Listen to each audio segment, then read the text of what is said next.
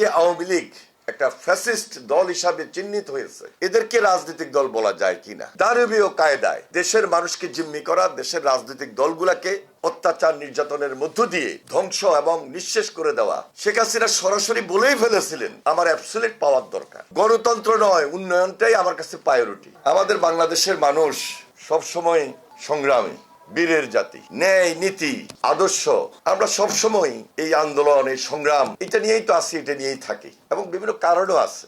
স্বাধীনতার আগের পরিস্থিতি, আগের প্রেক্ষাপট আর পরের প্রেক্ষাপট সবকিছু কিন্তু হিসাব নিকাশ। এমনিতেই তো বাংলাদেশ স্বাধীন হয় নাই।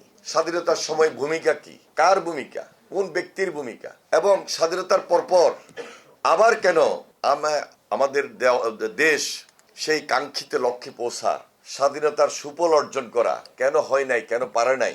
বিশেষ করে এই জেনারেশন, এই যুবক শ্রেণী যাদেরকে নিয়ে আমরা ফ্রন্ট লাইনে সবসময় ছিলাম, আছি, এবার বুঝতে বাকি হয় নাই যে আসলে প্রকৃত পক্ষে এই বাংলাদেশের একটা দরদি দল কে হতে পারে, বা কার নেতৃত্বে আমরা সবাই ঐক্যবদ্ধ হতে পারি। আর প্রকৃত পক্ষে এই যে আওয়ামী লীগ একটা ফ্যাসিস্ট দল হিসাবে চিহ্নিত হয়েছে, এদেরকে রাজনৈতিক দল বলা যায় কিনা? আমি যদি স্বাধীনতার পথ থেকে দেখি, আমার হিসাবে অনেকেই বলবেন, এবং এই প্রজন্ম এখন বলতে বাধ্য হয়েছে, তাদের যে রক্তচক্ষু, তাদের যে ল্যাঙ্গুয়েজ, তাদের যে বডি ল্যাঙ্গুয়েজ, কথা বার্তা, আচার আচরণ, সেই স্বাধীনতার পর তাদের যে দুর্নীতি, দুঃশাসন, গুম খুন, আর এবার 17 বছর এসে হাসিনার নেতৃত্বে তার চেয়ে ভয়াবহ ভয়ঙ্কর দানবীয় কায়দায় দেশের মানুষকে জিম্মি করা, দেশের রাজনৈতিক দলগুলাকে অত্যাচার নির্যাতনের মধ্য দিয়ে ধ্বংস এবং নিঃশেষ করে দেওয়া। এবং শেখ হাসিনা সরাসরি বলেই ফেলেছিলেন, আমার অ্যাবসলিউট পাওয়ার দরকার। এক্সট্রিম মশার কয়েল প্ল্যান্ট ফাইবার দিয়ে তৈরি, তাই সহজে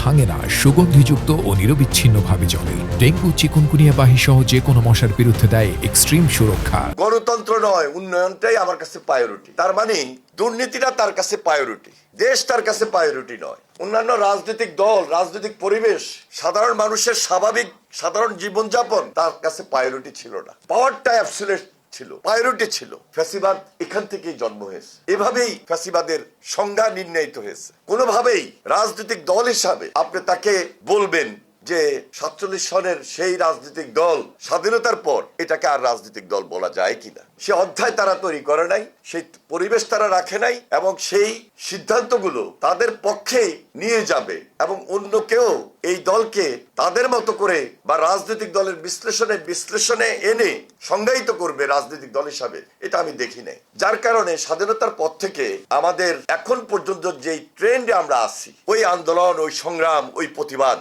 আমাদের ছাত্র, যুবক, রাজনৈতিক দল এবং অন্যান্য সবার মধ্যে এটা একটা শুধু আবেগের জায়গা নয়, এটা একটা প্রতিবাদী কণ্ঠে রূপ নিয়েছে।